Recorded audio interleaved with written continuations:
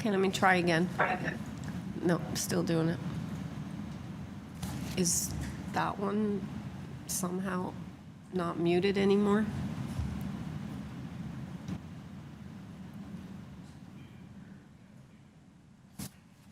Well, mine's speakers are off on my... Can you guys hear us okay? Yes? Thank you. Let's try. Yeah, always the speakers. Yeah. Okay, good afternoon. During the declared emergency in the City of Toronto, Committee of Adjustment virtual public hearings are being conducted via WebEx, an online digital platform, and will be live streamed on the Toronto City Planning YouTube channel. These measures are necessary to comply with physical distancing requirements and a provincial order that limits attendance at public gatherings.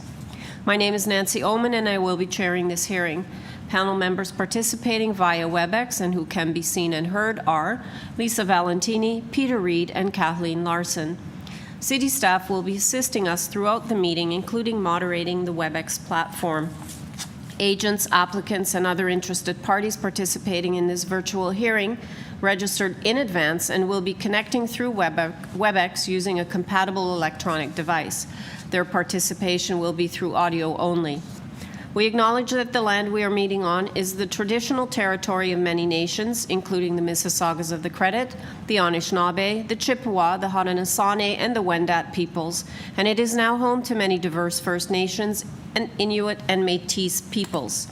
We acknowledge that Toronto is covered by Treaty 13 with the Mississaugas of the Credit. In accordance with Sections 45 and 53 of the Planning Act 1990 as amended, this meeting of the Committee of Adjustment for the City of Toronto is called to order. The Committee of Adjustment considers applications for variances from the provisions of the zoning bylaw that apply to the property, permission to extend or alter lawful nonconforming uses, and consent to sever property to create new lots. Anyone who wants to receive a copy of the committee's decision for an application must submit a written request by email to the general email address for the Committee of Adjustment, Toronto and East York District Office. Please include your name, address, and an email address. All Committee of Adjustment and TLAB notifications, as well as appeal updates, will be sent by email only.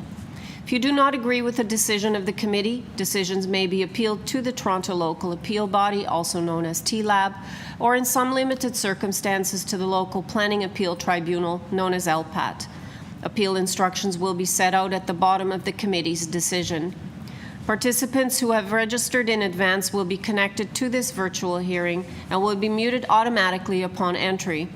When your item is called, each participant will be unmuted by the moderator, one person at a time. I will call each item in the order listed on the agenda. Where an application is uncontested, the agent or applicant will proceed with his or her presentation, if required, and the committee may ask questions and or take the matter directly into committee for a decision.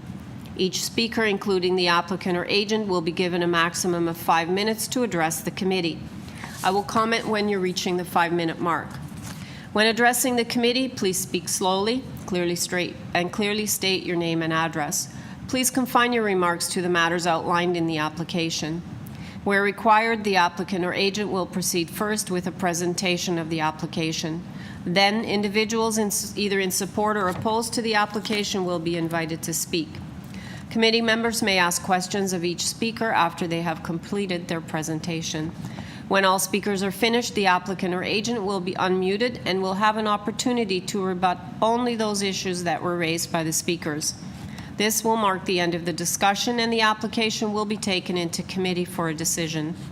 Please note, the committee may not entertain revisions to proposals at the hearing today. The committee may decide to defer the application if substantially revised to ensure that the revised application is accurate and that all those entitled to notice are informed of the changes. Members or staff, do you have any interests to declare in any of the afternoon items? No? Seeing none? Madam Deputy Secretary Treasurer, are there any requests to withdraw, close, or defer an application in the afternoon slot? No, Madam Chair, not that I'm aware of. Thank you. Okay. We will start with item number 14, 6 HAMBLY Avenue. Panel members, we have before us a copy of the plan of survey, site plan, floor plans, and elevations. We have a neighborhood site analysis from the agent, staff reports from community planning asking for a condition, as well as tree protection plan review. Urban forestry is asking for condition number 2. We have 3 form letters in support, signed by number 4 and 8, the adjacent properties, as well as number 13, Hanley. If I can have the agent please identify herself for the record.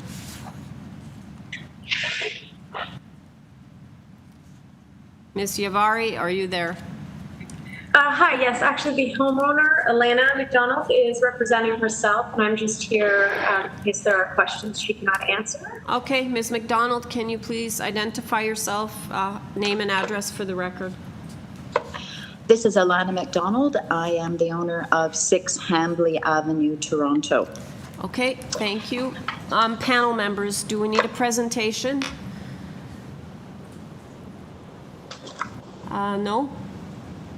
Okay, so we don't need a presentation. We'll take it directly into committee. Any discussion? If not, a motion. I'm prepared to weigh in on this one. This is simply, it seems very straightforward, or is very straightforward, addition of a shed dormer on the roof of the property. And I've noted that, I think in the materials, it's noted that well, there are no windows on the shed dormer, so I don't think there'll be any overlook or issues in terms of impact from that. And the variance it triggers is for sidewall height. I don't think the variance for sidewall height is unreasonable, and planning has asked for a condition be imposed that the variance be limited to the proposed third-story addition and that it be constructed substantially in accordance with plans. So I think that would mitigate any concerns about, there being even a bulkier addition attached. And I also noted the dormers step back from the front and rear, so it mitigates its size. So I'm in favor of the application. I think it is sensitive to the surrounding neighbors.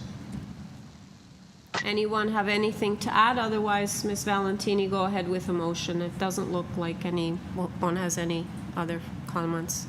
Okay, I'm happy to bring forward a motion for approval of the application.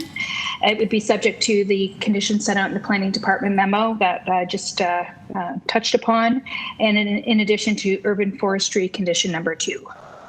Okay. I'll second that. Okay, motion to approve, including the planning condition in the March 18th report, forestry condition number 2, moved by Ms. Valentini, seconded by Mr. Reid. All in favor?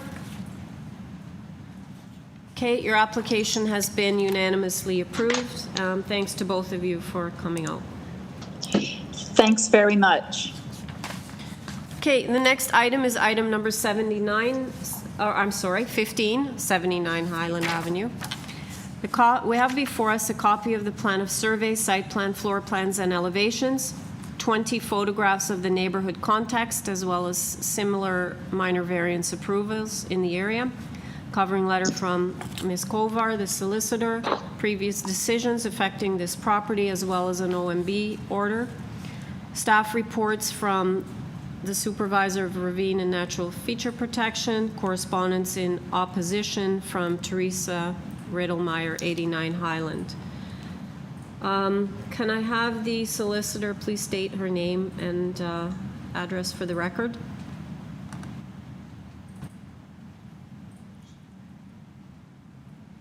Are you there, Ms. Kovar? Because I can't hear you.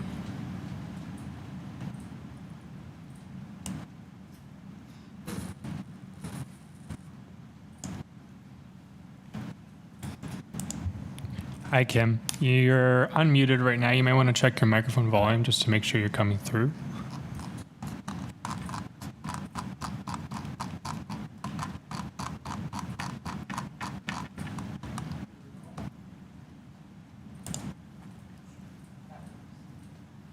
What's the plan? Hi, Kim. I'm going to remove you from the hearing and give you a call. So if you have a phone nearby, it should ring in a moment.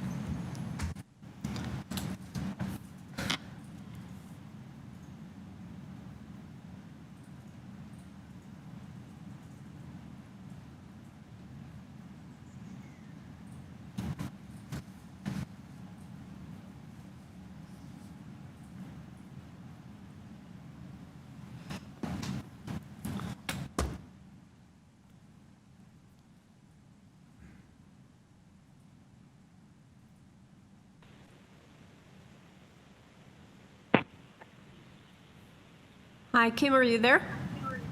I Can you say a am. Can you hear me? Hi, Kim, can you just say a sentence just to test because you're not too clear? I'm here right now. I've actually now got you on my phone and my cell phone. Okay. That's why I'm getting an echo. Okay, so when you started out, it was pretty bad. Now it's getting better. So if you stick with what you're doing right now. Okay, it's not echoing for you? No, actually, this whatever you're doing right now isn't working. The landline, I think, maybe. Okay, let me try just on the mobile. I'll mute my landline. Okay. There, is that better without the echo? Sorry, I couldn't understand what you said at all. Oh, okay, let me use my cell phone again.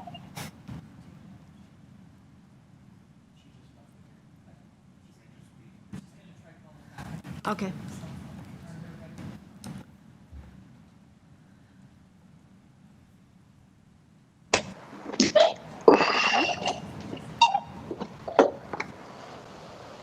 Oh, maybe.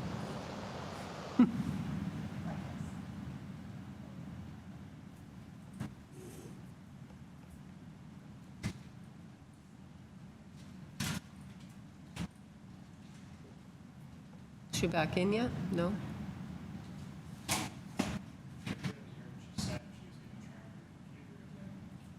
No, I didn't understand. She was going to try something again.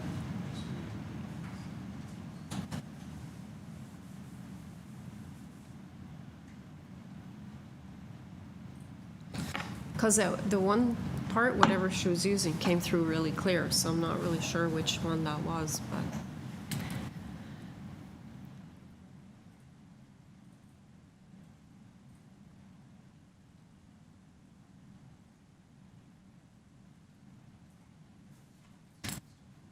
Otherwise, I can just go to the next one.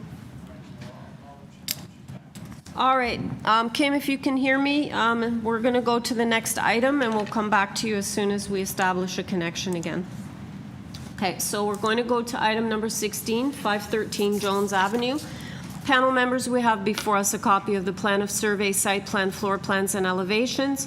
We have correspondence in support from number 511, which is adjacent, as well as 92 Earl Grey Road. Can I have the applicants please identify him or herself? Yes, good afternoon. I'm Lori Zucchiatti, homeowner, and I'm here with my husband, Michael O'Neill. Okay, thank you very much. Panel members, do we need a presentation, or can we go straight to questions? No presentation. Do you have any questions of the applicant? Anyone? No? Okay, we'll take it straight into committee then. Comments?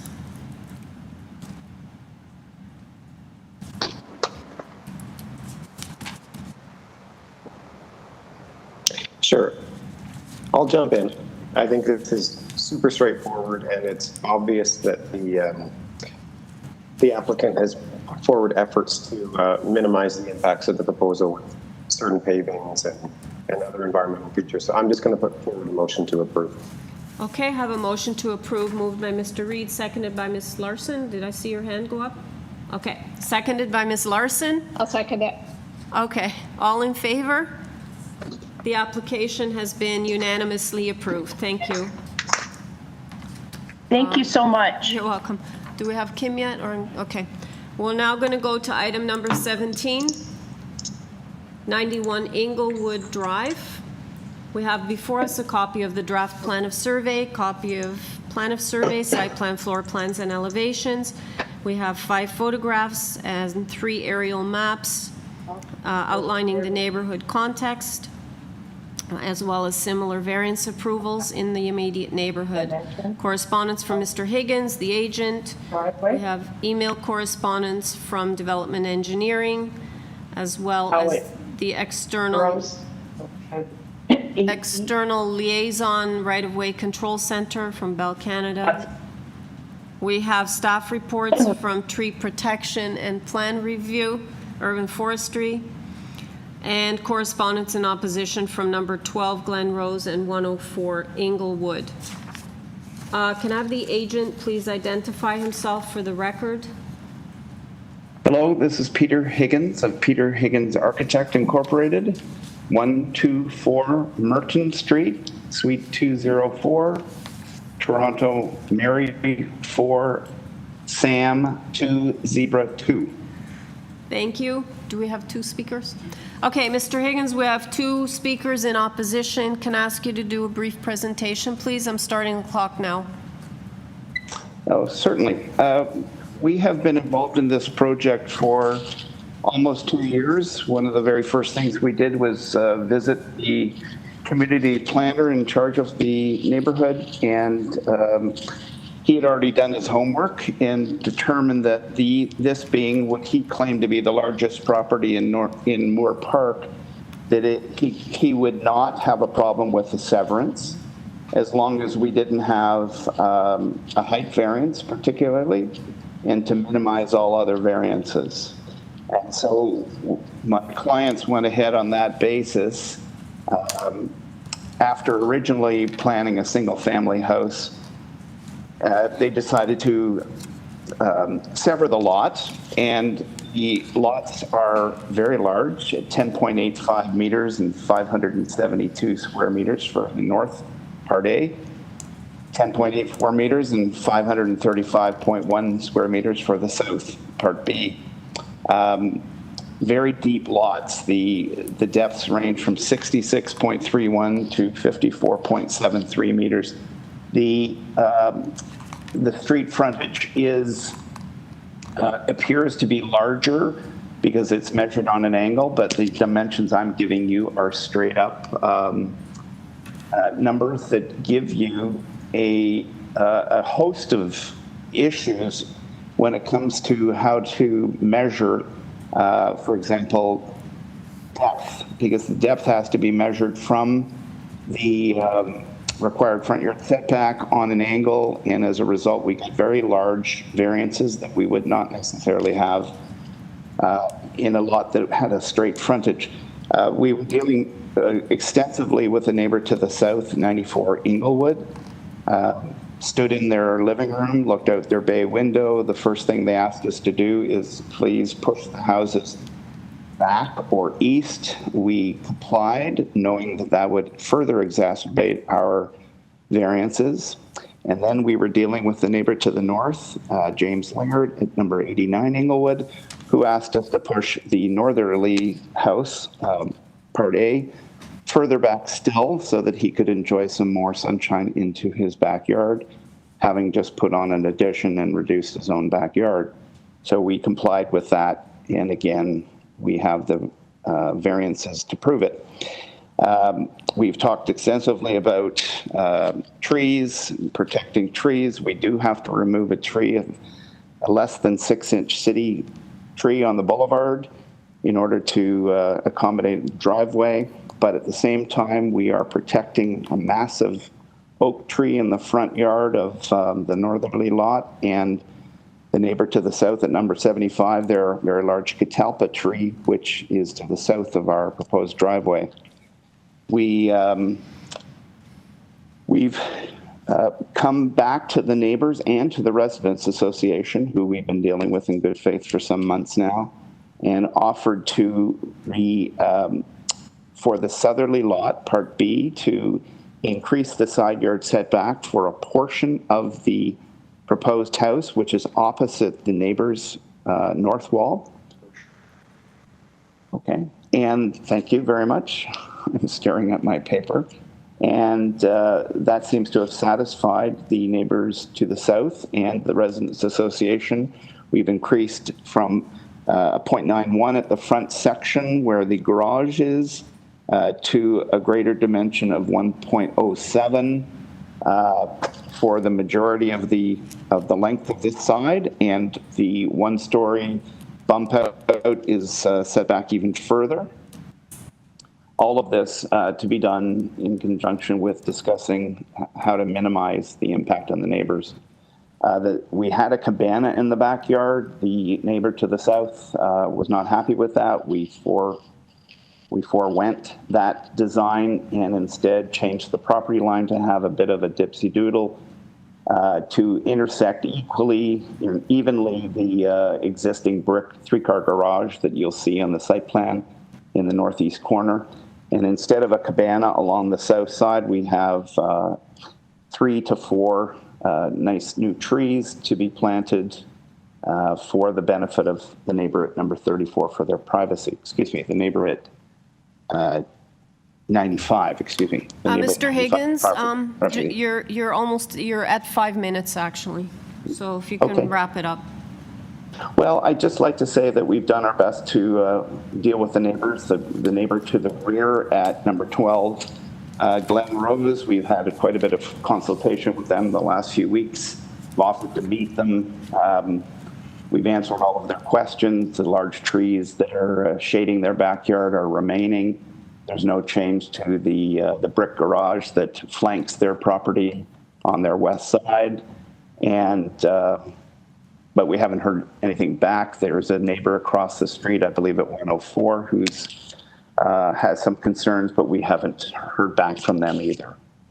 But we did hear, and I believe Mr. Jeremy Gowan of the Moorpark Residents Association has changed his letter where he didn't oppose the severance, but he wanted a closer observation of the side yard setbacks. And with the recent work we've done, which shows on the site plan in red on the southerly lot, I believe we have satisfied his and that neighbor's concern. Okay, thank you. You're welcome. If I could now have, do I have Mr. Wilson or Ms. McMurdy on the line? Yep, it's Deirdre McMurdy, 12 Glenrose Avenue, Toronto, M4T1K4. Okay, so I'm starting the clock now. You have 5 minutes to express your concerns. Our principal concern has been the balcony that is proposed for the rear of the houses, and it's sort of, I guess, elevation over our property. We've looked at Mr. Higgins' plans, and I gather there's not much we can do about it. It is what it is. We were concerned also about the trees, and as he's previously mentioned, those will remain as well, and we intend to speak directly with the new owner of the property about the fence and what's to be done with that, as it's in very poor repair. Okay, thank you. I'll have Mr. Higgins back after we hear from Mr. Gowan from the Moorpark Residents Association. Are you on the line, sir? Yes, I am. Okay. Can you hear me? I can hear you, and I am starting the clock now. We have been talking with Peter Higgins since I think it was around February time, and then a hiatus. We did send a letter in asking for certain conditions to be applied, but that was prior to an agreement with Peter that certain conditions would be put in, and we are satisfied with those conditions. We think he's made every effort to satisfy most of the neighbors. So we're quite happy with the thing as it stands. So just to be clear, did you want, if the committee is going the direction to approve, did you want a condition to tie it to the revised plans? Yes, yes, that would be perfect. Okay, thank you. Mr. Higgins, if you can briefly respond to the comments that have just been made.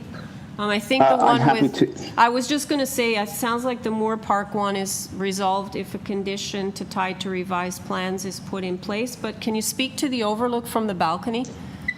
Yes, I will happily, thank you. We did converse with Ms. McMurty and her partner, I believe, and showed them a diagram noting that there had been, and I believe you have a photograph of it, a rear elevation of the original house that had a balcony or upper terrace that was probably 10 times the size. There it is there. You can see it. Screening on the top of that vanilla colored paint is a large deck that served a triplex that was on the property before. and we've simply noted that we're much further away from the 12 Glen Rose property than the structure was, and we're about 1/10 of the size. My clients are really looking for a Juliet balcony, something that they can stand on but not have a party on. It's only 4 feet deep and about 10 feet wide. It's very small. It certainly fits within the allowable balcony or platform size, and it should be noted that our rear yard setback proposal is well short of the allowable. So while I do hear their concerns, I don't think that their concerns are warranted given the distance, given the small size of the balcony, and given the large trees that are remaining between the two properties.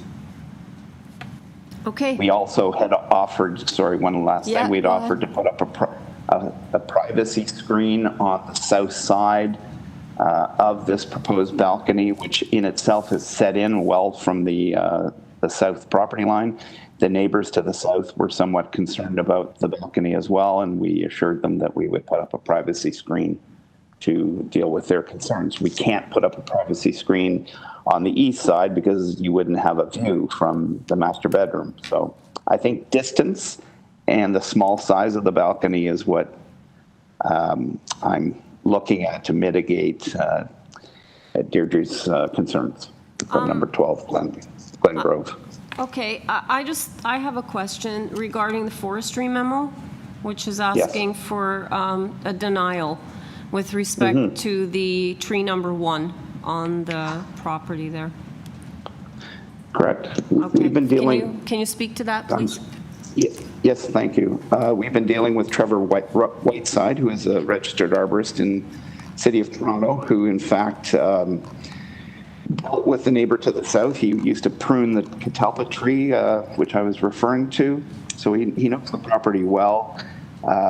The tree in question is a 5-inch, approximately diameter red maple. It's a nice tree.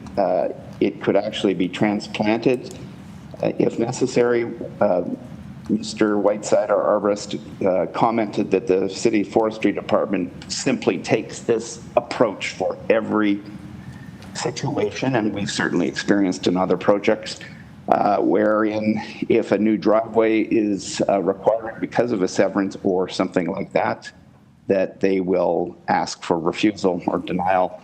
But he fully intends that they will play ball if this committee of adjustment approves the severance. We think it's a small area to be concerned. We're willing to pay the penalties and plant the trees or pay cash in lieu to compensate the city for this loss. We think that the severance makes sense. Maintaining the existing driveway to the north protects the large tree on the property line, which straddles the municipal boulevard. Putting permeable pavers, etc., on the driveway to the south helps the catalpa tree on the neighbor's property, as it does the tree protection zone for the large tree that remains, tree number 3. So we are, of course, are crossing our fingers, but we do believe that forestry will play ball, so to speak, and come around and be willing to listen to our arguments, but they would only do that once we have a decision from the Committee of Adjustment. Okay. So I would say, given all the trees we're protecting and new trees to be planted, the loss of one city tree, although that's unfortunate, is a fairly minor situation when it comes to the opportunity to increase taxes and increase density so close to an arterial road of St. Clair and the subway hub. And we would hope that you would agree and that forestry will agree ultimately as well. Okay. Let me see if the panel has any questions. Mr. Higgins? Panel members, do you have any questions of... Yes, Ms. Valentini? Go ahead. It is just relating to clarification. I noticed in the variances you're requesting frontage of 9.14 and for part I believe that's part 1, and part 2 is 9.15. Is that correct? I thought I heard you say the frontages were going to be 10 something. Well, that is the frontage because it's measured on an angle. That's what you see on the survey and the registered R plan or preliminary R plan. Yes.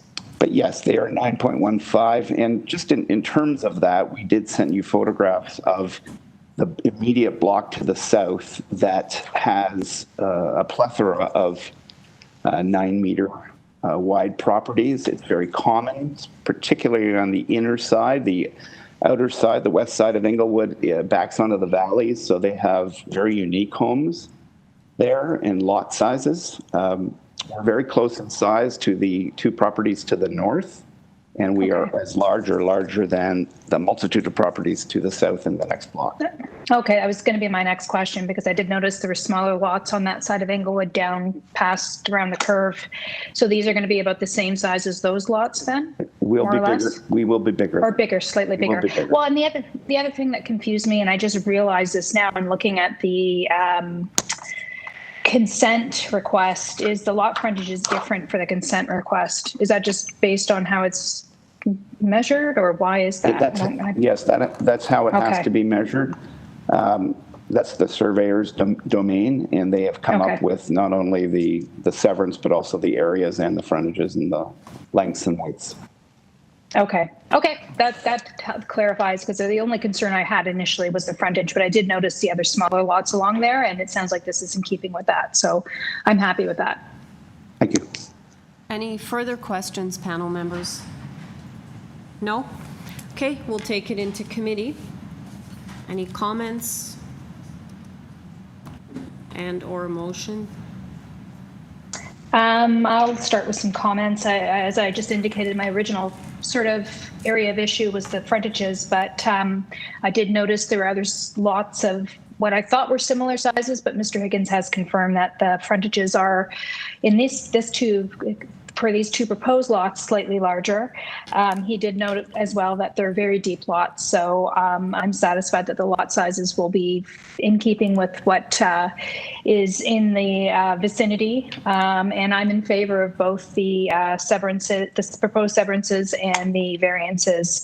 I agree with Mr. Higgins that the 2 rear balconies are quite small in size, so I think the impact will be, limited. They're not big party decks. They're small little Juliet balconies. So I don't think that should have too much of an impact on the neighbors. So I'm in support of both the severance and the variances in this case.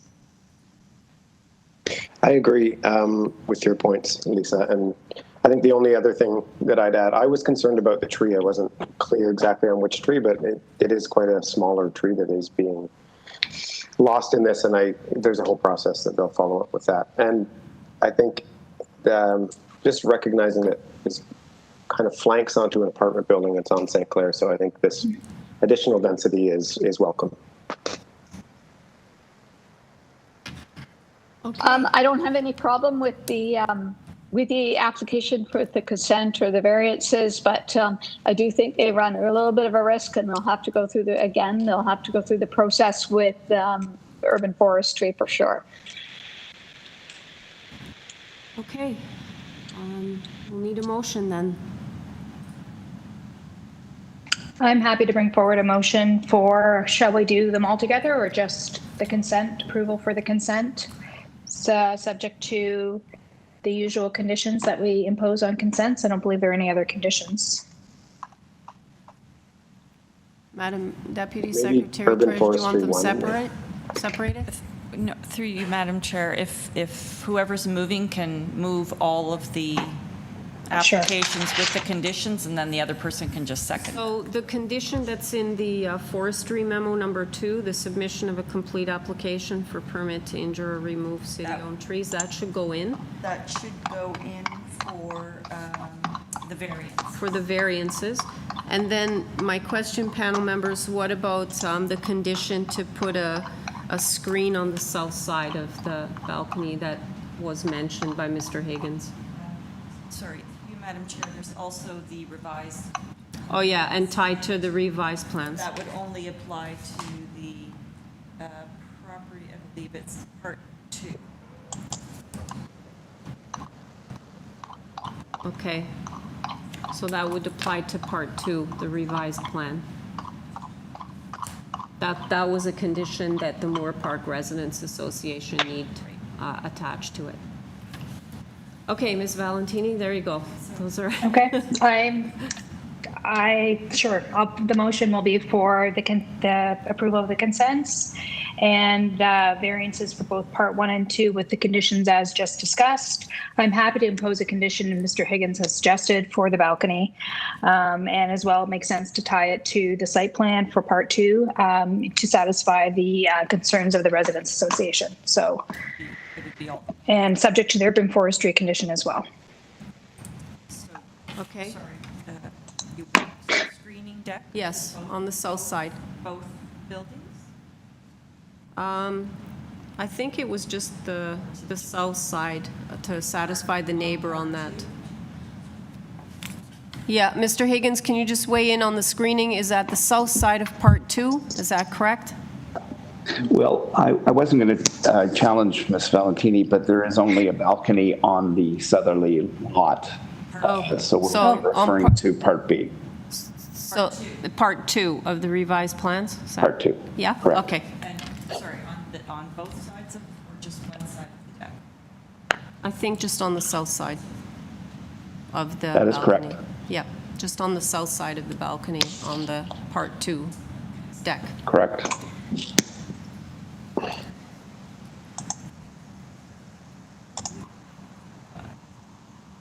Yeah, it's D17DA. Okay. Okay, do we have all the conditions then, Madam Deputy Secretary Treasurer? So, do you have all the conditions then? There's The standard conditions consent. of consent. For the consent, part 1 is just for urban forestry, and then part 2 has urban forestry, then it's tied to the revised plans filed on July 3rd, and the screening on the south side of the deck. Okay, so that's the motion to approve, moved by Ms. Valentini, seconded by Mr. Reed. Second. All in favor? Your application has been unanimously approved with all those conditions. So thank you, everyone. Thank you very much. Appreciate it. Have a Okay. So we're going back now to, hang on a second, item 15. Just bear with me one second. Okay, 79 Highland Avenue. I believe we have Kim Kovar on the line, so just give me 1 second here. I'm hoping you can hear me now. Yeah, I can. So just for the record, can you identify yourself? Sure. Kim Kovar from Eridan Burliff on behalf of the applicant. Okay, panel members, I'm not seeing any other speakers listed. Do you need a presentation, or would you like to go straight to questions? If there are any questions.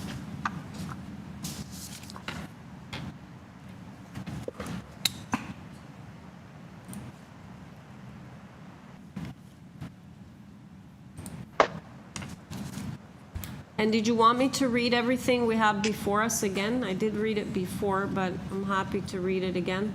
No? Okay. Okay, I think we lost Peter. We I'm can here. go, we can, oh, you're there? We just, okay, Yeah. there you are. Okay, so, do you have a? Sure, I have a question. Maybe Ms. Kovar can just clarify something for me. Sure.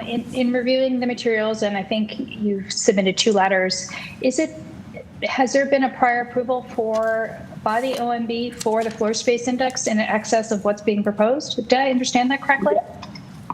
Yes, that is correct. And the reason, I know why you're asking the question, I wasn't aware of that, or I had frankly forgotten that at the time we first submitted the application. So that wasn't referenced in my original covering letter, and that's why we sent the second letter when we found the earlier approval.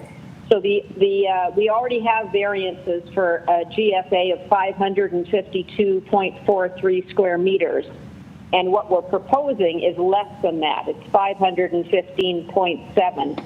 The only thing that has been added and I acknowledge it was added without a permit. But what happened is the client enclosed a balcony that is 5 square meters in area.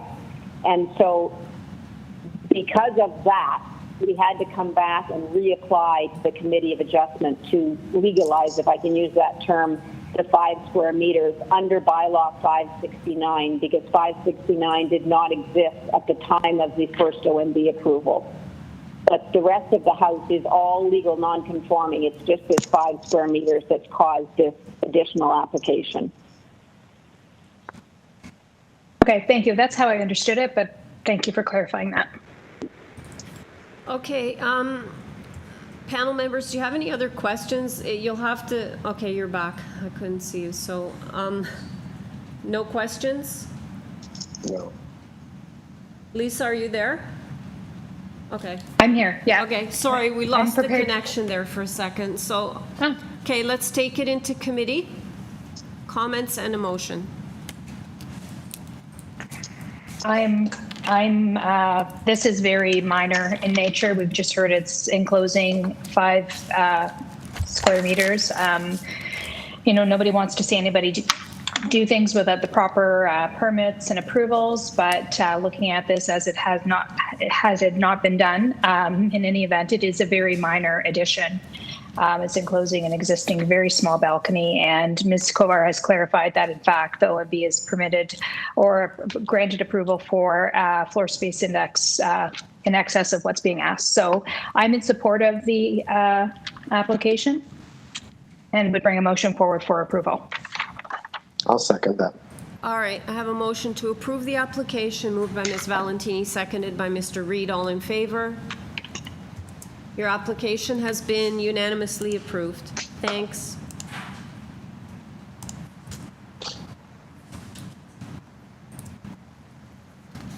Okay.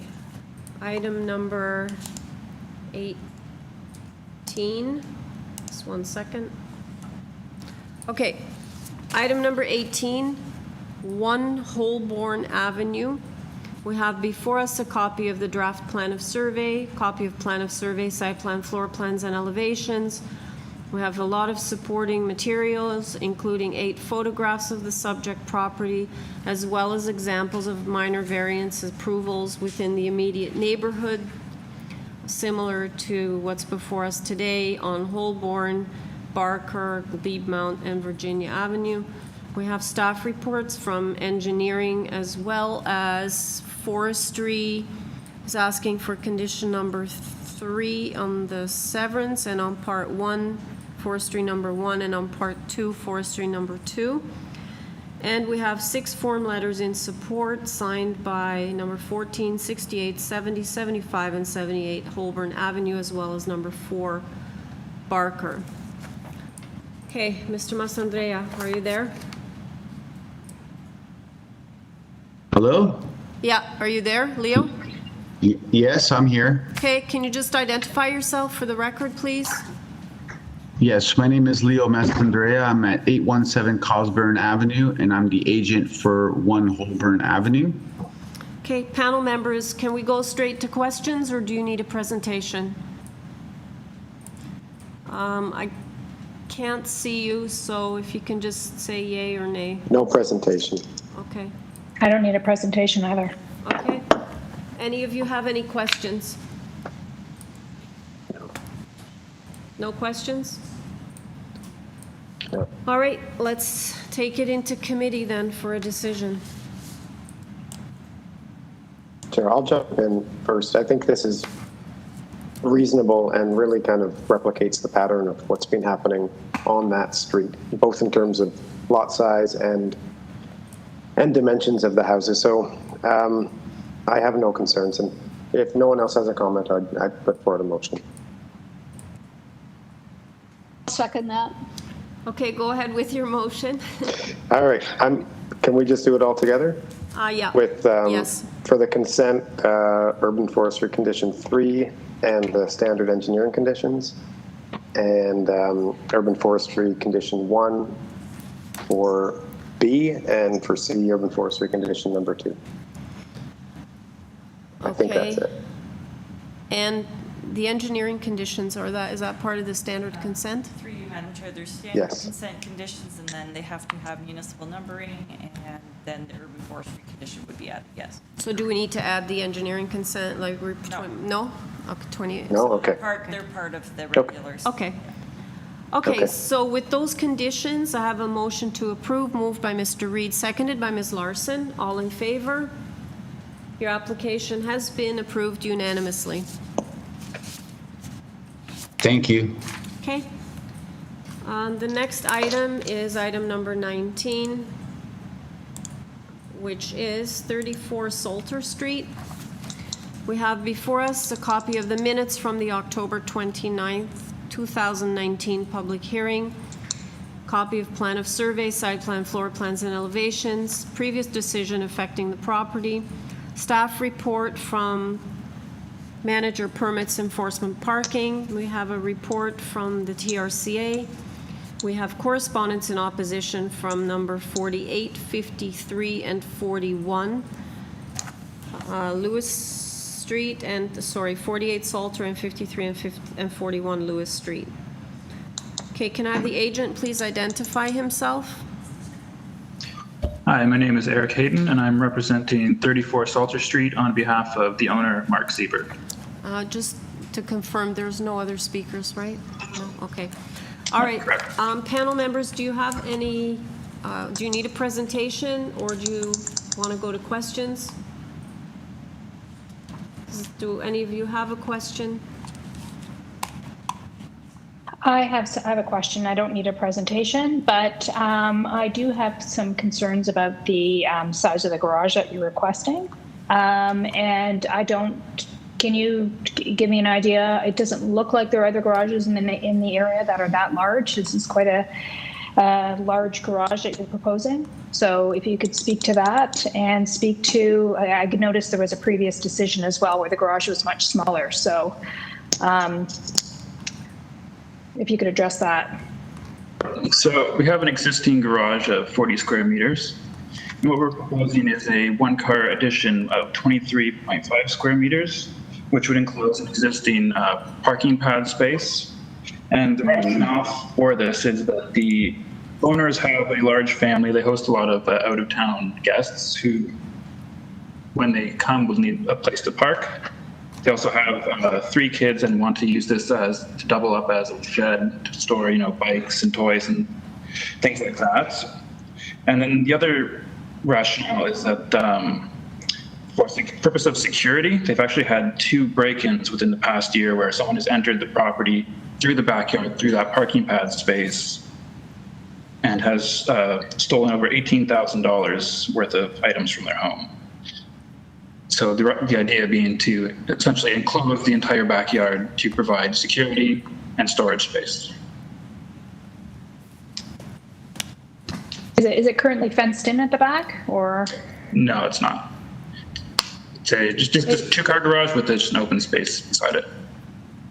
And am I right in thinking there are no other garages that are this large I don't know, maybe the lot is larger, but it seems like a very large garage for the area. So the lot in 34 Salter Street is somewhat larger than the neighboring lots. It's just over 10 meters in width, whereas most of the other lots are more like 8 or 9 meters.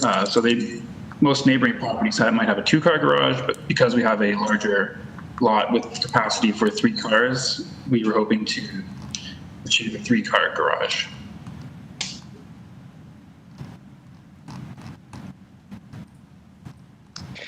I have a question, more clarification, but on the site plan, it appears that you're going to be transforming some of the rear yard hard landscaping into soft landscaping. Can you talk about that, please? That's correct. Just to achieve our goal of 50% soft landscaping, we are shrinking the back deck to capture some of that back for soft landscaping. Okay, thanks. Has this garage already been built? So the existing 40 square meter 2-car garage has been built. It was part of the previous Committee of Adjustment decision in 2017, and then building permit approval in 2018.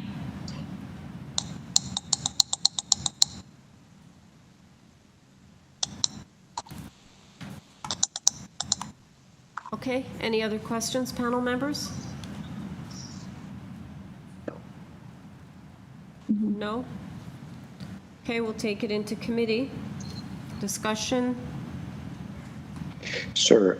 I mean, I saw this originally and thought, like, what the heck? Why? That's a really large garage. But I'm less concerned about the impacts of it, I think, mostly because they're going to be returning some soft landscaping to the rear yard, permeable pavers over the driveway, but also the area where they're enclosing with the garage is already a concrete pad. So I can't materially see a negative impact on the neighborhood. So I would support this. Okay, any other comments? I think this is a fairly straightforward application, and I don't have any problem supporting this application. Okay, so I'll put forward a motion to approve, subject to the transportation services condition about returning the curb cut to a full curb in the front. Okay, did you want a second, Ms. Larson, or? I'll second that. Okay, I have a motion to approve, including the transportation condition in the June 26th report, moved by Mr. Reed, seconded by Ms. Larson. All in favor? I'm sorry, there's a ravine. I didn't. I oppose. Oh. Hang on, TRCA. There's no objections.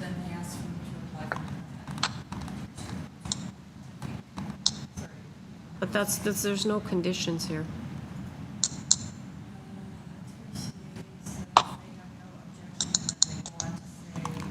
Permit revision, isn't that part of the process? I don't think we have in the past. Okay, so the motion to approve, moved by Mr. Reed, seconded by Ms. Larson, is including the transportation condition in the June 26th report. All in favor? So the application has been unanimously approved. Oh, I'm sorry. And I oppose. You're I dissenting? dissent on that. Okay, sorry. Yes. Yep. I didn't see. Okay, so Ms. Valentini dissents. Okay, thank you, Mr. Hayden. Your application is Okay, thank approved. you. And you are aware of the requirements for TRCA, correct? Yes, we are. Okay. All right, thank you. Item number 20, 25 Dorval Road.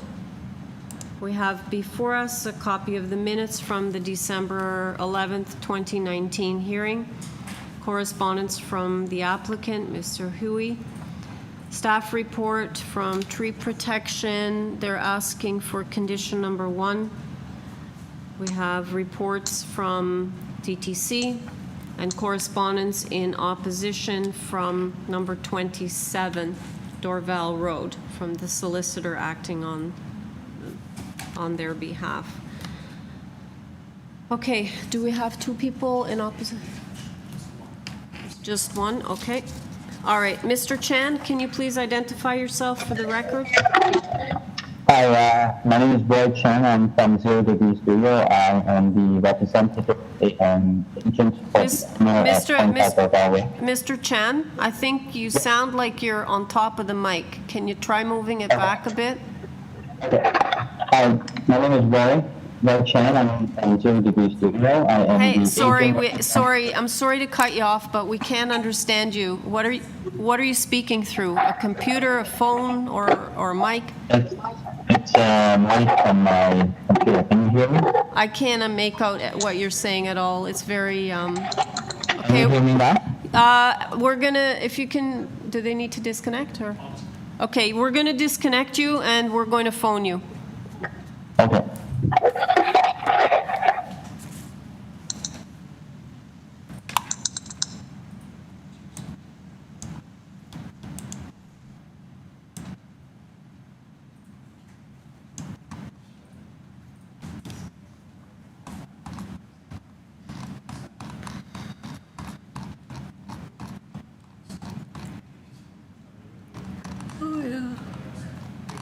Yes.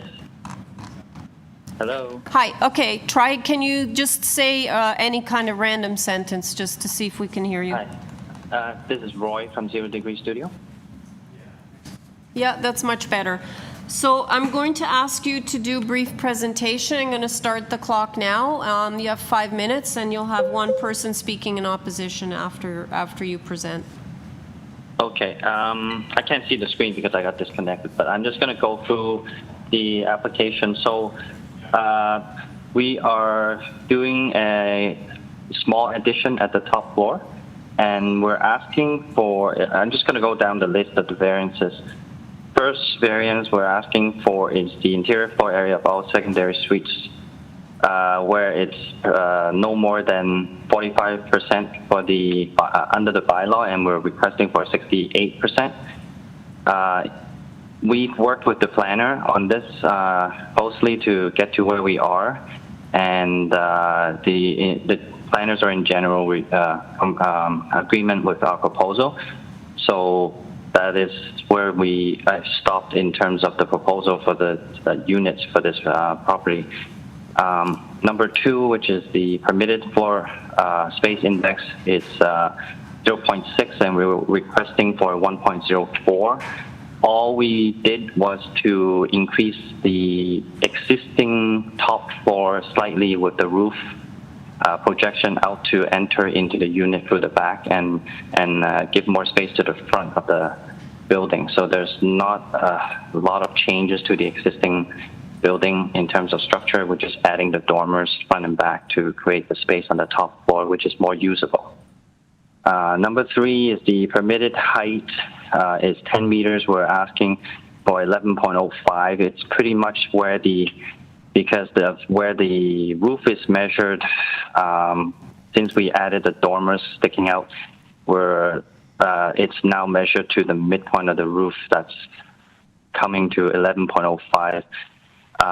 We are still under the existing peak of the roof of the building, so the proposal doesn't really get any higher than it is currently standing. So number 4, which is permitted building height of the rear exterior main wall, 7.5. Because of where the soffits are, we're now at 9.41 meter at the rear. Number 5, required side yard setback of a detached house is 0.9. The altered dwelling will have 0.56 from the north side lot line and 0.42 from the south lot line, which is an existing condition. Number 6, secondary suite permitted use provided additional exterior alteration of the building. Because we're touching the top floor with the dormer, there's a slight alteration at the front facing the street. That's why we need to request for that. Number 7, 3 parking spaces required due to the number of units that we've added. The current property has 1 parking space, and because there's a paid parking across the street, the planners are kind of in agreement, and transportation have no comment. So we're asking for parking reduction. And then I guess the section 444B is also 3 parking. This is under the old bylaw, which is 3 parking spaces required. We're asking for 1, which is the same one that we're asking for under the new bylaw. And then permitted height building structure 10 meter, where altered dwelling is 11.07. It's just a repeat of the old bylaw and the new bylaw. And that's pretty much it. Okay, thank you. Yep. I will go to the opposition, and then I'll have you back to speak to the issues raised. Okay, thanks. Ms. Pilkington, are you there?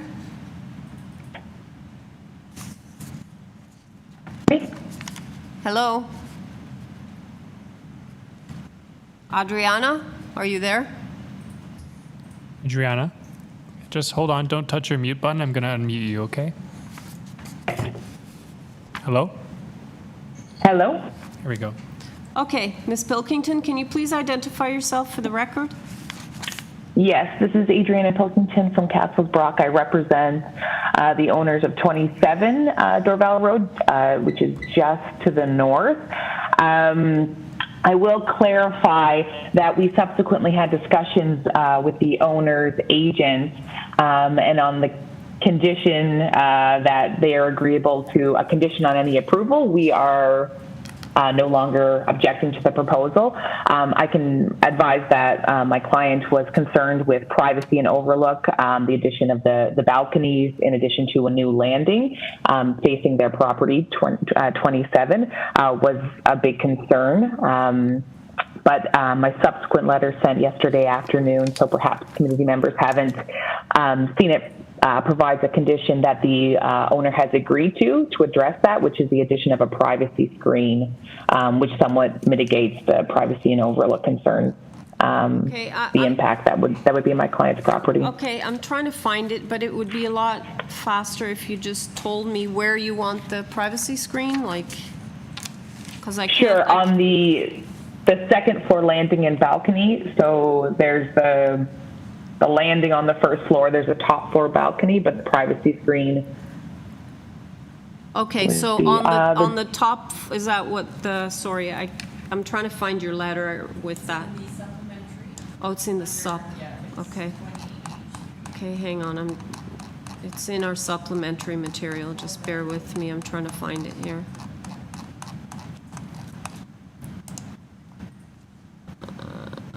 I think it's the next, if you look at the next drawing, in the 2.13, I think might be showing the north elevation. Yes. So along the second floor.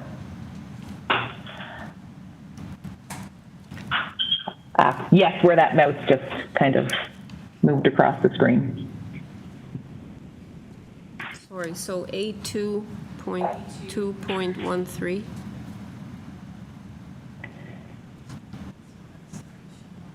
So you want screen on which, so that would be on which side, on both sides, or just on that side that along the wall, so to extend the wall with a screen kind of thing? Yes, yeah, on the north elevation. Okay. The owner applicant advised they were agreeable to the condition. We just my client hadn't acquired the property until last week, so it was. So is that the north side or the south? Which side is this? I can't.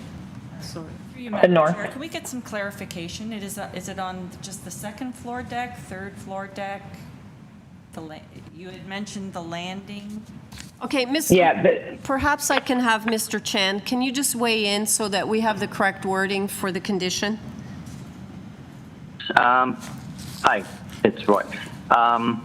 Yes, drawing A2.13. If you look on the second floor level, there's the stair landing that leads to the side entrance door and where the window is. Yeah. That railing that's there, we agreed to with Adrian that we agreed to their request for the 1.8 meter privacy screen. So that railing will just replace with a 1.8 meter privacy screen. We usually say 1.5. 1.5? Yes, that's the standard. We're okay with that. Okay, 1.5. Okay. So is that the south or the north side? What side is this? That is the north elevation. North side, okay. Okay, so opaque privacy screening. Is that what you agreed on? That's correct. Okay. Okay. So Ms. Pilkington, so you're okay with that condition being put in? Hello, yes. Second floor, opaque condition, and if 1.5 is the standard, that is fine as well. Yeah, that is the standard. Okay. Yep. Okay, thank you. Panel members, do you have any questions of the agent? No? Okay, let's take it into committee then for a decision.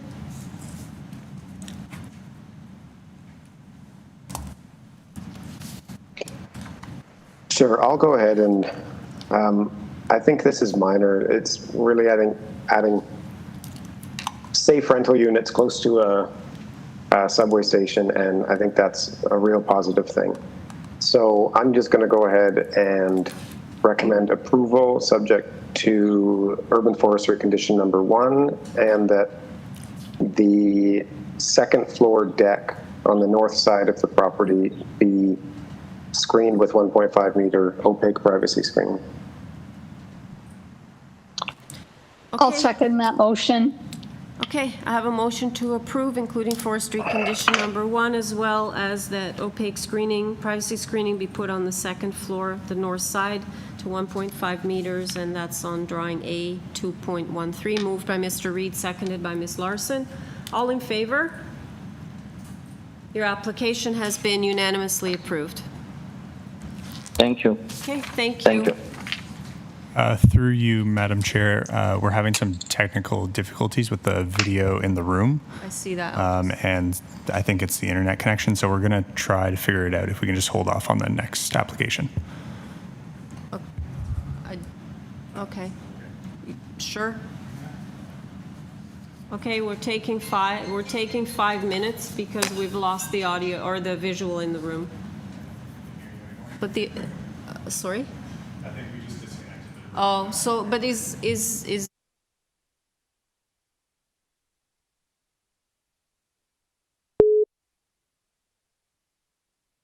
Enter the event panelist numeric password followed by pound.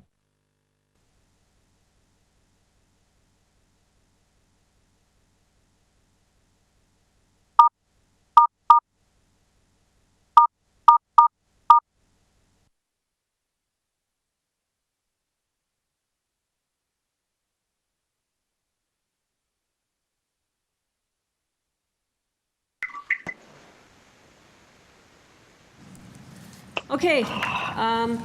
Panel members, if you can hear me, the audio's or video's been restored, so we're back in business. So I am missing 2 members right now.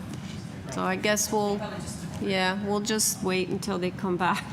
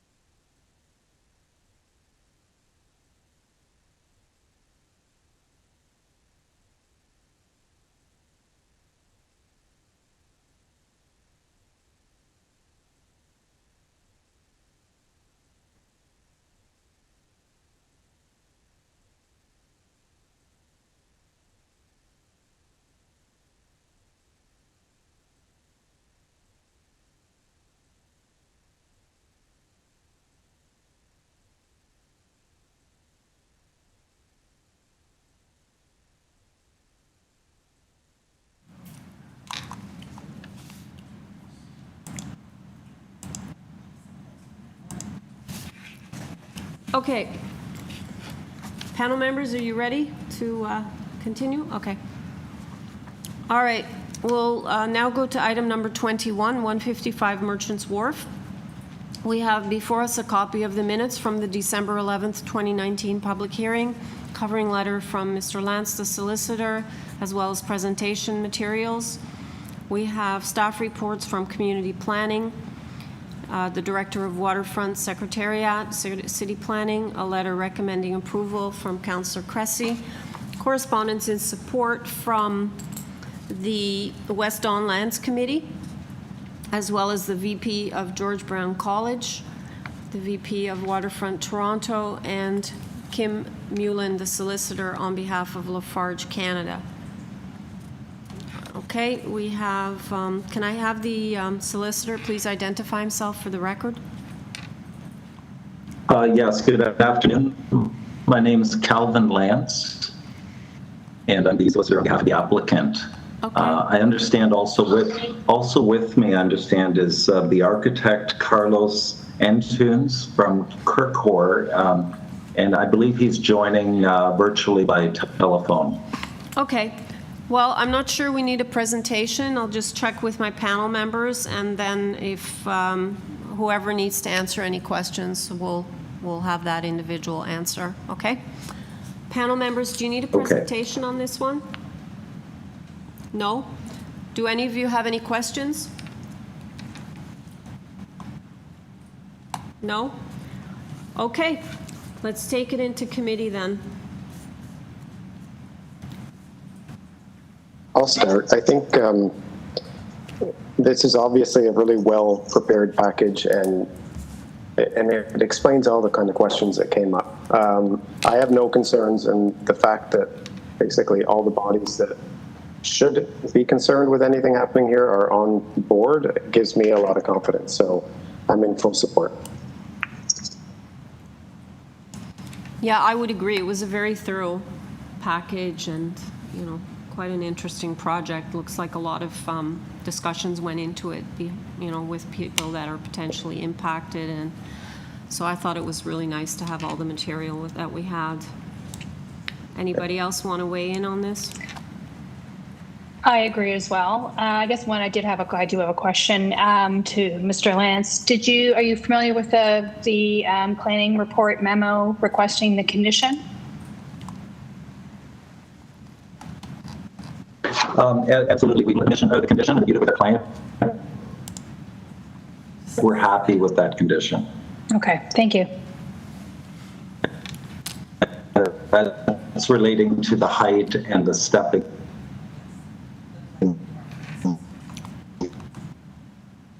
Yeah, that's just sorry, you're cutting out, Mr. Lance. I can't make out a word you're saying right now. So I'll just go to one of my panel members here. I think that it's the January 10th planning report that we're referencing, which I think you're aware of. And yes, it's about the building height and the stepping back at the height at each floor be in accordance with elevation drawings submitted on May 16th, 2019. Ms. Larson, I believe you had a question? I didn't have a question, just an observation that this application seems to have been thoroughly vetted by all the appropriate bodies, and I'm definitely in support. Okay, so we are actually in committee, so are we ready for a motion then? I think we are. I'll put forward a motion to approve, subject to the planning condition in the January 10th letter. Okay, do I have a seconder?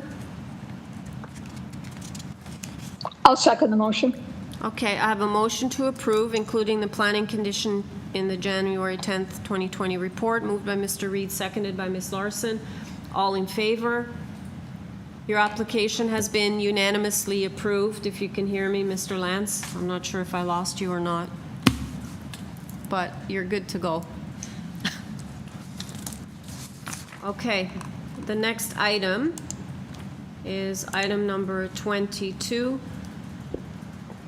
261 Queens Quay East. Just bear with me for 1 second. Okay. All right. We have before us a copy of the plan of survey, site plan, floor plans, and elevations. Covering letter from Mr. Lance. We have OMB orders, a new map, B1, an arborist report prepared by Central Tree Care, presentation materials from Mr. Lance, outlining plans and aerial views of the subject property, email correspondence from the TRCA, letter recommending approval from Councillor Cressy, correspondence in support, once again, the VP of Waterfront Toronto, co-chairs of West Don Lands Committee, as well as the VP of George Brown College. Are you there, Mr. Lance? Because you're really cutting in and out.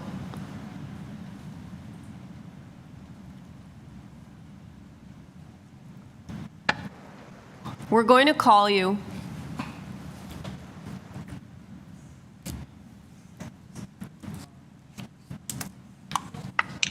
Yes, I. No. It's like it's delayed and kind of garbled. Okay. I don't think we need a I'm guessing we don't need a presentation. So can I just check if we have questions for you? Panel members, do you have any questions for Mr. Lance? No. No? No, thanks. Okay. No. So there are no questions because I think once again the presentation materials were excellent so that we got the full picture. So we're going to take it into committee. Panel members, any comments and or a motion? Yeah, for me it's just same comments as last time. I think a lot of really smart people have spent a lot of time working on this and reviewing it, and everyone's happy. So, I'll put it forward a motion to approve with no conditions. Okay, do I have a seconder?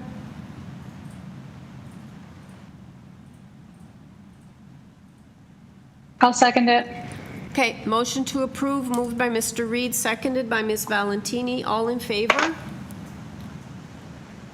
Okay, your application has been unanimously approved, Mr. Lance.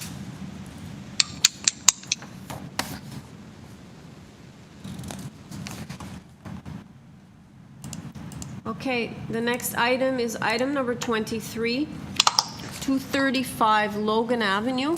We have before us a copy of the plan of survey, site plan, floor plans, and elevations, email correspondence from the assistant planner, community planning. We have technical coordinator, development engineering, also sent us correspondence, a staff report from tree protection that are asking for forestry condition number 2.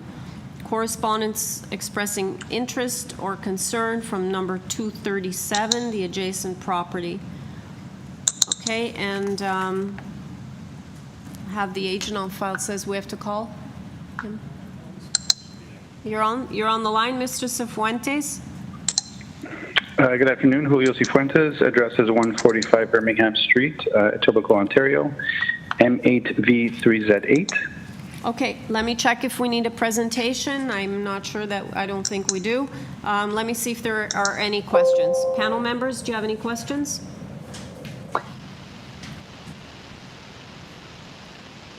No? Yes, Ms. Larson, go ahead.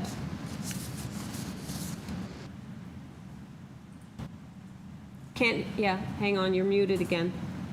There you go. There we go. I was wondering whether or not you had spoken with the neighbors. I know they had, we've got a letter in opposition, and have you done anything to accommodate them with plan revisions?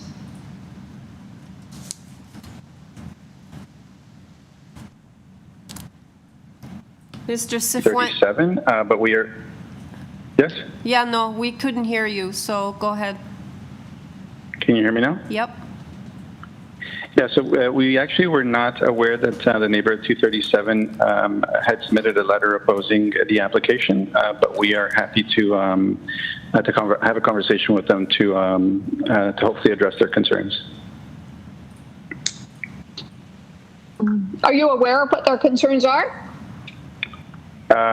No. Okay. I think so. The last time I checked. No, I think they were concerned about depth and a tree getting trimmed or needing trimming.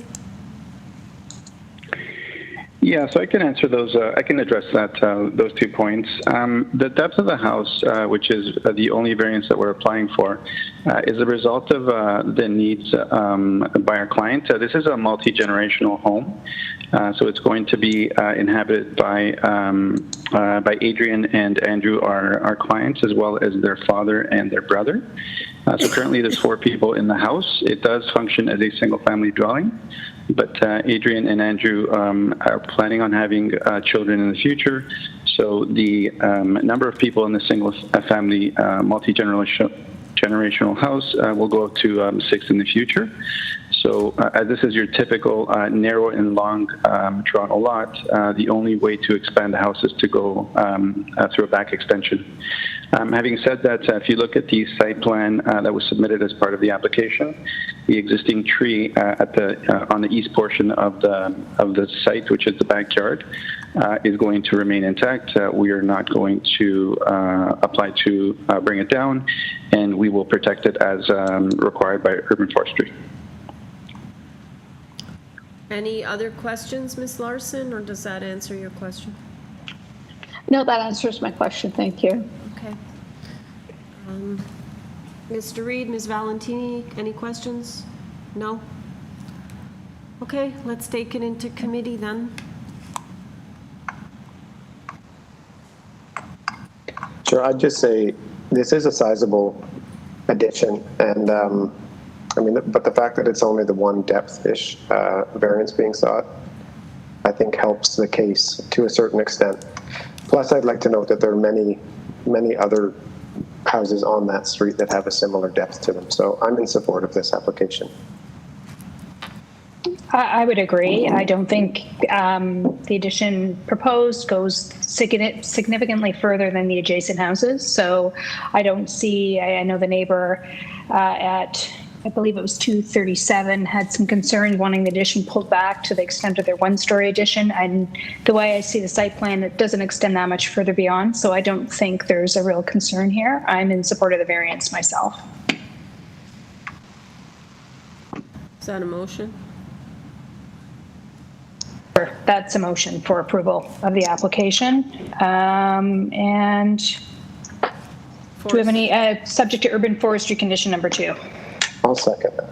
All right, motion to approve, including forestry condition number 2, moved by Ms. Valentini, seconded by Mr. Reed. All in favor? Okay, your application has been approved unanimously.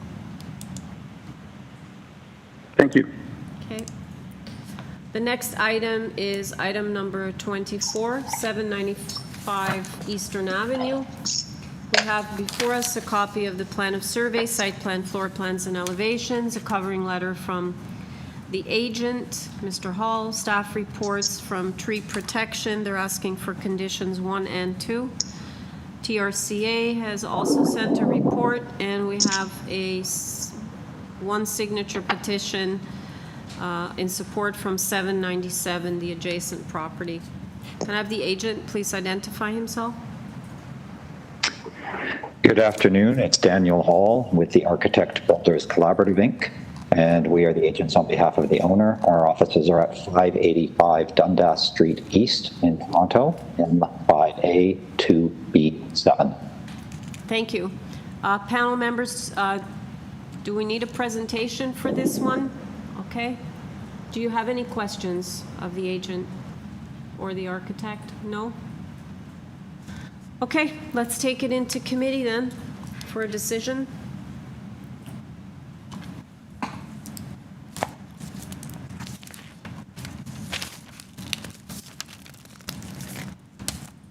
Well, I'll just say there are a lot of enclosed porches, so I certainly don't think that that's out of context in the neighborhood, and I think the carport is also not out of character. So I'm inclined to support the application. So I think it's reasonable and fits within the 4 tests that we look at. I agree, and I also note that the attached neighbor is in support of the application. So I think that's also, if it's going to have any impact on anybody, it would be the attached neighbor. And I think there will not be any significant impact in any event. So I'm also in favor of the application. I'm happy to bring a motion forward for approval. Go ahead. So my motion is for approval of the application, subject to, I believe, urban forestry condition number 1 and 2. Correct. I'll second that. Okay, motion to approve with the forestry conditions, moved by Ms. Valentini, seconded by Mr. Reed. All in favor? Okay, your application has been unanimously approved.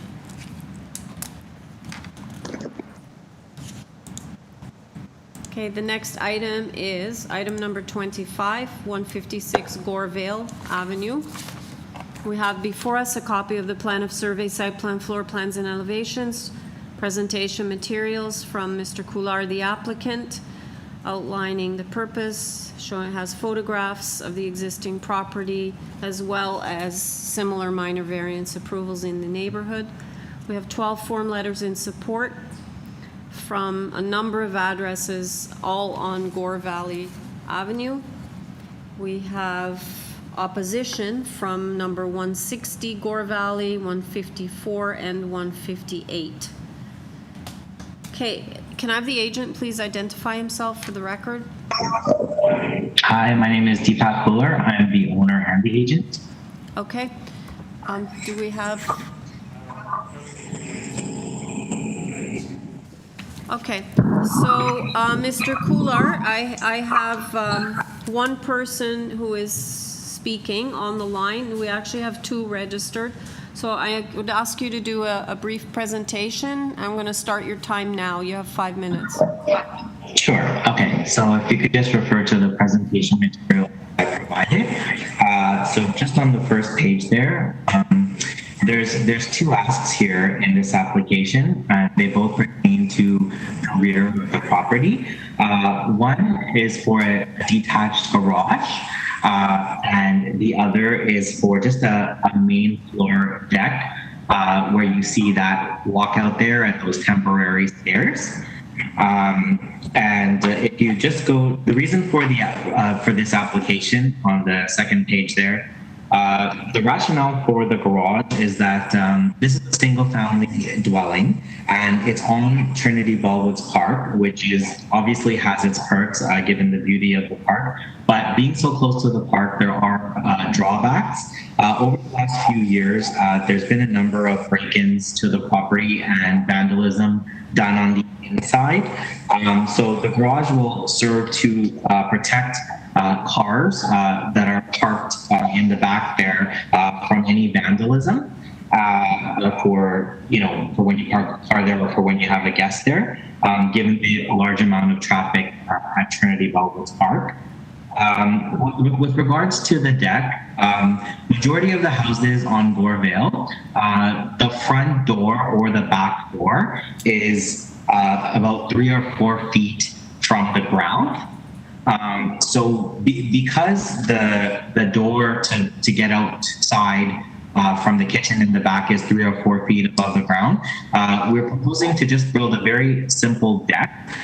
Reason being because when you want to use the outdoor space to eat outside or barbecue, would otherwise have to go downstairs every single time when you're barbecuing or when you want to eat outside. So the reason for the deck is just simply so there's something at the level of the rest of the house when you want to use outdoor space. Moving on to the next page where it says variance number 1 there. So there's 2 variances. The main variance is the soft landscape. You're usually required 50% soft landscape. Now, if you can keep in mind that the deck that we are building, it's just a very simple wooden deck. There's no rooftop or anything like that. It's just a simple deck. It's about 13.5 by 6, which is just the length of where the of the house. So it's a wooden deck. It's not concrete, which means all of the land below the deck is going to remain soft. So the water is able to go through the deck, reach the soft land. And if you count that sort of as a way of soft, even though it's underneath the deck, that would make the percentage of soft around 40%, because the area of the deck is about 20.78 square meters. So all of the area underneath the deck is going to be soft. However, that's not counted, so that's why it shows as around 12% soft. Also, with regards to water and drainage, we installed a brand new weeping tile system, waterproofing and sump pump in the basement.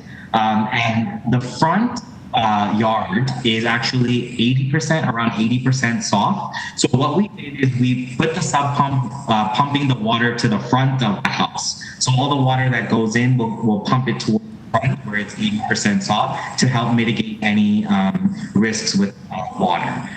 Also, similarly, with regards to water, the eaves troughs and the eaves troughs were redesigned on the roof to carry majority of the water to the front of the house where it's 80% soft. So that's a little bit of some of the risk mitigation we've done for the soft landscape. And if you just go on to the next page where it says variance number 2, the required parking space is to have a minimum width of 5.8 meters, and we're at 5.64. So we're hoping that the committee sees the 0.16 meters as a very minor variance for the garage. Moving on to the next page there, this just shows a little bit about the area. So all the homes neighboring 156 Goreville to the south, they all have full lot wide garages, except for the last house, which they have a slightly wider lot. So they have a 2 garage and a walkway. So they all have garages there. And on the, if you look at the picture on the bottom there, all of the houses on the north side, there's a mix of garages with some landscape. 160 Gore Vail, who is also one of the letter of objection, they actually have 0% soft landscape, and in their letter of objection, they wrote an objection to the soft landscape, which I found a little bit ironic. And you can see a picture on the next page there. Mr. Cooler, can I ask you to wrap up? You're at 5.5 minutes. Yeah, sure. So yeah, the next page here just shows that it's not uncommon for the houses north of Goreville to have 50% soft landscape. And then just moving on to the next page, it just shows a picture of the houses again from the back of the houses south of Goreville, some which have 50%, some which don't, but they have longer lots. So they have more ability to have their garage, their outdoor space, and their soft landscape. So in conclusion, on the last page there, we provided this says 10 letters, but 2 more letters of support were provided. So for a total of 12 letters of support. And in conclusion, that we're hoping the committee sees these as a minor variance, and we're hoping to get approval. Thank you very much. Okay, thank you very much. I'll have you back after we hear from the opposition, and at that point, I ask that you keep your remarks to the things that were raised by the speaker. Okay, Mr. Small, are you there? I'm here. Okay. If you can just state your name and address for the record, and I will start the clock as soon as you've stated that. Sure thing. Thank you to the committee. My name is Craig Small, and I am the co-owner along with my wife, Emily Donaldson, and we are the occupants of 158 Vail Avenue. We are the attached neighbor of 156 Vail. I'd very likely like to quickly review our opposition letter and then address a conversation I had with Mr. Kular this morning. So to start off, the drawings from his application state that 12.8% of the rear yard will be maintained soft landscaping. But when you look, the entire 12.8% is where necessary walkways will have to go. So when those walkways are paved, soft landscaping will be reduced to essentially zero. Even if those walkways were maintained as soft landscaping, grass, plants, or flower beds, we feel that 12.8% is still not sufficient. So the laneway behind our homes, which is at the north end of Trinity Bellwoods Park, it has a long history of flooding during flash rains, which have only increased in severity over recent years. On 3 different occasions in the past few years, heavy rains have caused the sewers to overflow from the laneway and into our basement, causing significant water damage. Our property, I should state, is a mirror image of his. We have a very shallow lot compared to our neighbors that he mentioned. We have a single car garage with 50% landscaping, which is actually the norm in the neighborhood, to have that much soft landscaping in the rear yard. When he eliminates all the current soft landscaping in his backyard, the existing drainage problem will only be exacerbated, affecting the entire neighborhood, not just us, but the other adjacent properties, especially 158 Vail, immediately south to 156. Sorry, he's 154, immediately south of 156. Mr. Kular is the developer, which we support, but he's made very clear that his intention is to flip his property as soon as possible to maximize profits.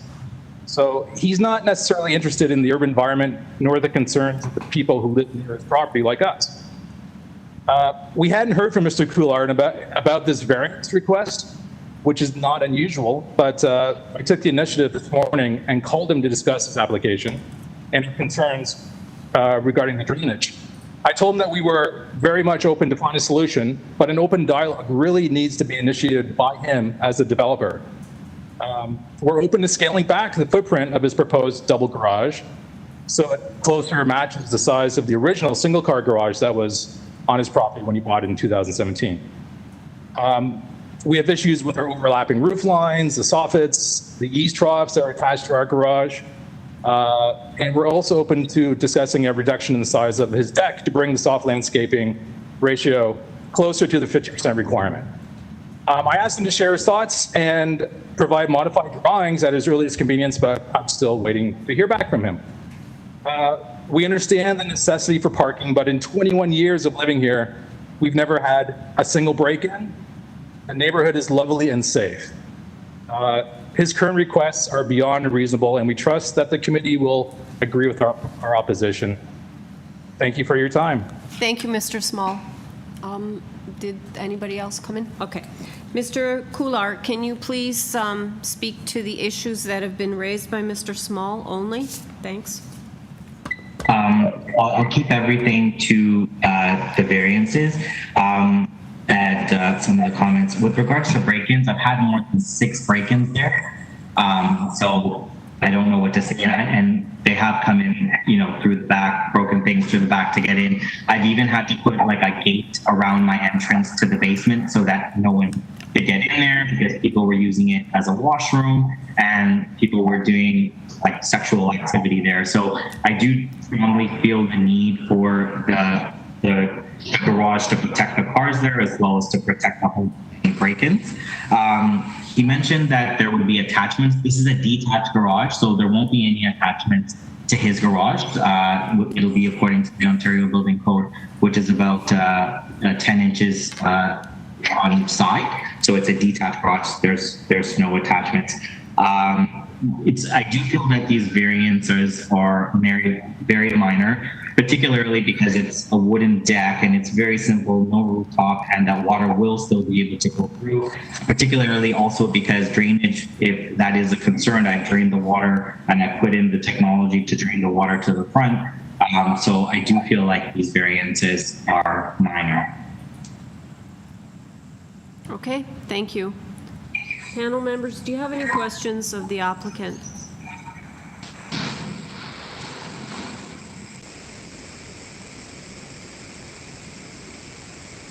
Yes, I do. I'm wondering if the applicant has given any thought or consideration to putting a green roof on the garage.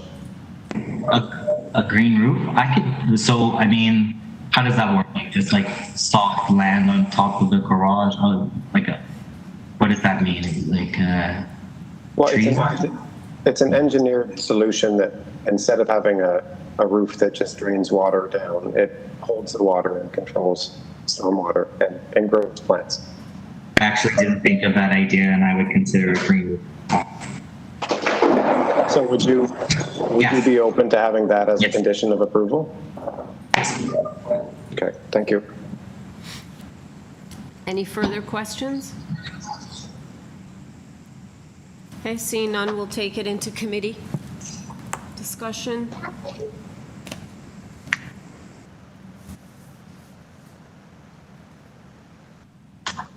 I have concerns about the variance for the soft landscape in this situation. They're going from currently, we've heard that there's previously a single car garage. Now they're requesting a double plus a deck, and bringing the soft landscaping down to 12.81%, in my view, is too big of a request, particularly when we've had adjacent neighbors indicate that there is flooding in the area. So I have concerns with the proposed variance.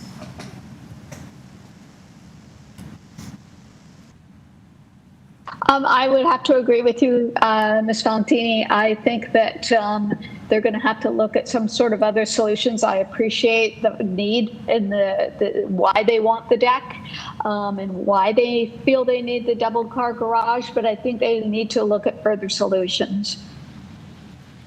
Yeah, I agree that it's the soft landscaping is a real issue, I find, and it's complicated because these are shallow lots, and so I think there's not much room to begin with, but I would support this if with the condition of requiring a green roof on the garage, because I think that would go a far way to mitigate the concerns of the neighbors. But if not, then I wouldn't be supporting it. Okay, well, I will echo the comments made. I think the fact that some of the other yards are paved doesn't make it right, and I think that we need to really look at kind of minimizing pavement in yards, because we do have a lot of flooding problems with you know, the sewer runoff that they can't carry it anymore. So the more that can drain on softscaping, the better. So I too have an issue with the variance number 1 in particular.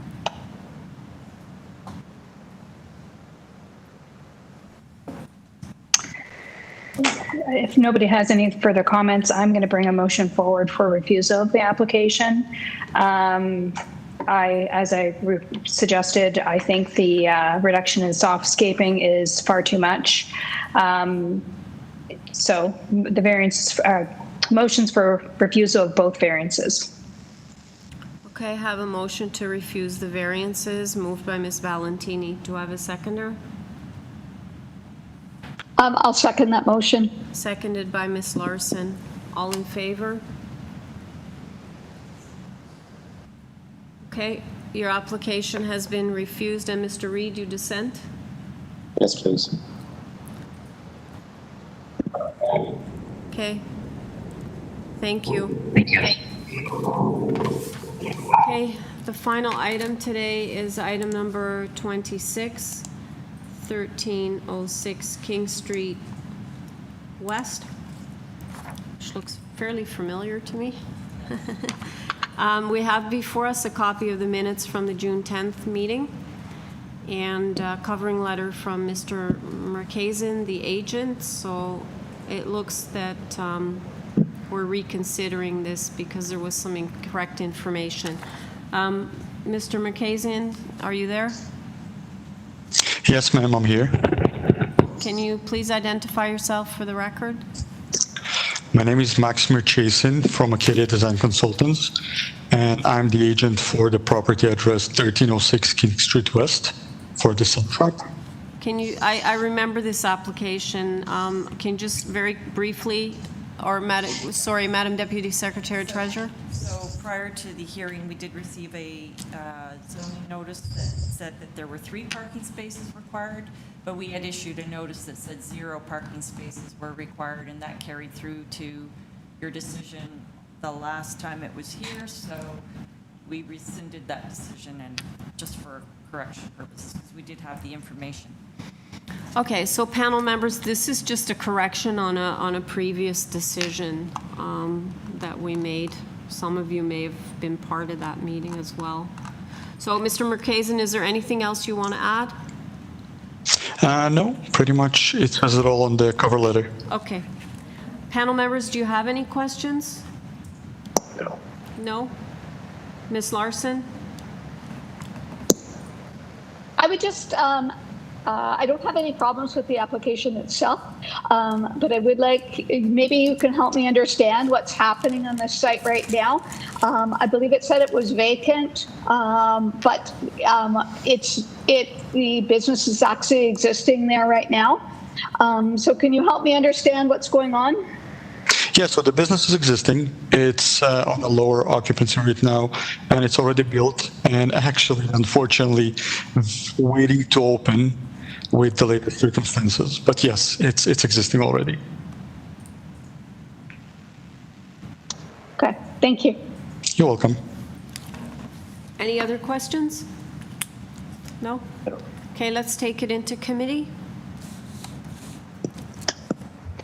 I was at the hearing where this came up initially, and I supported it then, and I'll support it now. It's in a very transit accessible location, and I can see 0 issues with this. So I'll put forward a motion to approve with no conditions. Okay, motion to approve moved by Mr. Reed. Do I have a seconder? I'll second the motion. Seconded by Ms. Larson. All in favor? Your application has been unanimously approved. Thank you, committee. Thank you, Madam Chair. Thank you. Committee stands adjourned at 3:13 p.m. Thanks, everyone. Great job, Anita and team. Thanks, everyone. Thank you. Thank you. See some of See you you later. next week? No. All right, is anybody coming? Are you here next week? Yep. Who's here next week? You are, Lisa. I don't am. think I All am. right, be prepared. Oh, great. See you next week. See you next week. See you guys. Awesome. Bye.